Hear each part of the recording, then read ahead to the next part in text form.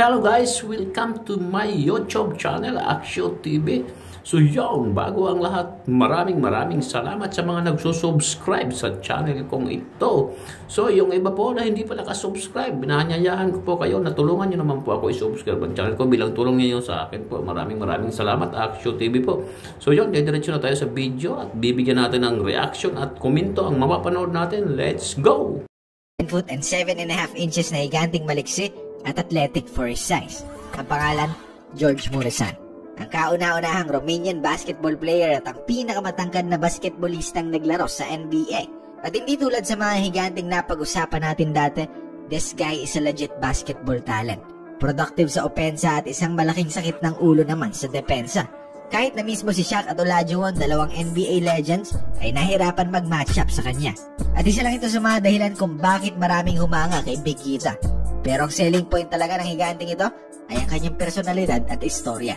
Wala nga kasing nag-akala na aabot sa 7 feet ang tangkad ni Muresan, much less become the tallest NBA player in history.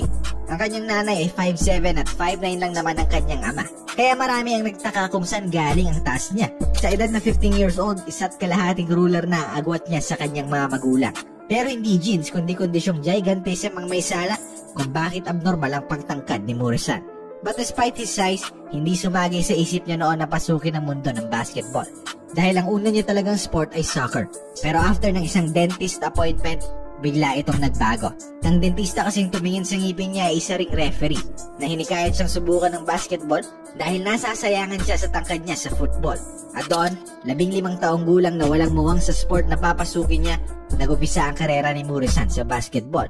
Nung una, height lang talaga ang puhunan niya sa paglalaro. Kahit na mismo si George ay iminadong walang mahita ang coach siya sa kanya dahil mabagal at uncoordinated siya. But with his passion at kagustuhang mag-improve, unti-unti niyang nahasa ang talento niya bilang isang basketballista. Kaya 1992 lumipad siya patungong France para maglaro para sa Power Test. And he was a big fan favorite doon. With his towering height and personality, mabilis sumabog ang pangalan niya noon sa French League.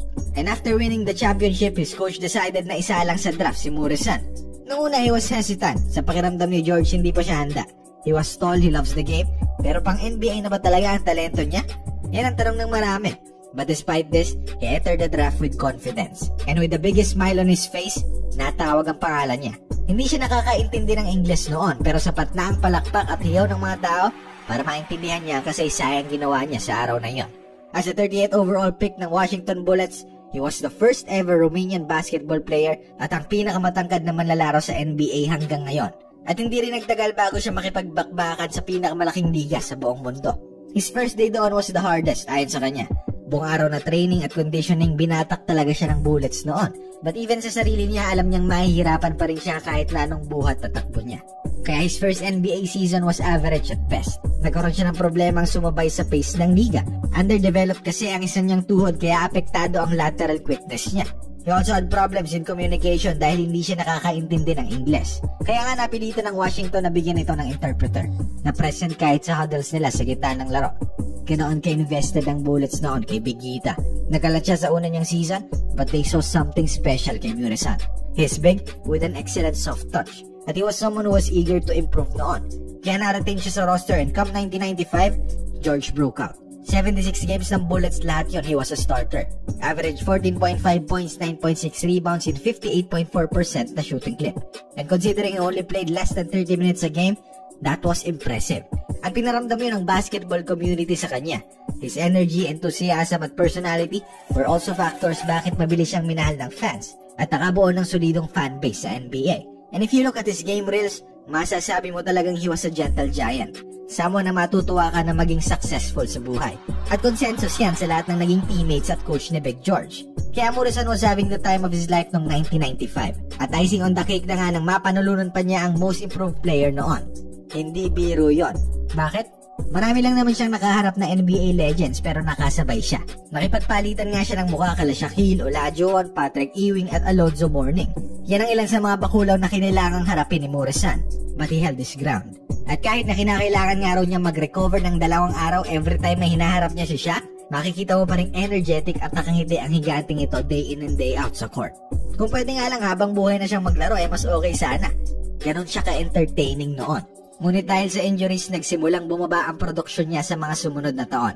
Tumagal si Morrison sa Bullets ng 5 season bago mapunta ng Nets noong 1999 at doon, he played the last 31 games ng kanyang karera sa NBA, ending his career with 9.8 points, 6.4 rebounds at 1.5 blocks in 307 games, shooting 57.3% from the field. Bukod sa basketball, naging celebrity na rin si Big George dahil sa kanyang personalidad. Malakas kasi talaga ang hatak niya sa fans, kaya napagpasya nilang ipasok ito sa show business. Unang project niya noong 1998 ay ang pelikulang My Giant, isang comedy film kasama si Billy Crystal. At matapos nito, nagkaroon din siya ng cameo sa music video ni Eminem para sa My Name at lumabas din sa isang Snickers commercial. This proves my point na George Morrison was once a household name sa basketball at showbiz. His personality at energy was well received ng fans and evident yan every time na papasok siya sa loob ng court. He also had moments of greatness sa NBA at saksi sila Shaq, Olajuwon, Jordan at Rodman dyan. Kung hindi nga lang kasi dahil sa knee at foot problems, malamang mas malayo pa ang naabot ng karera niya sa NBA. Someone na that athletic, mobile and may maayos na footwork for that size was unprecedented. He was special and it was a shame na napigilan lang siya ng injuries. Sayang. 2000 tinangka niya ulit magbalik basketball sa France at tumagal siya ulit ng isang season doon. And after a year 2001, nagretiro na siya at bumalik sa Amerika kasama ang kanyang pamilya para doon na magpahinga for good. And to cap off ang magandang storya ni Morrison, nagtayo siya ng basketball camp sa Romania at Washington para sa mga batang nangangarap gumawa ng pangalan sa NBA. Isang gentle giant talaga. Diba?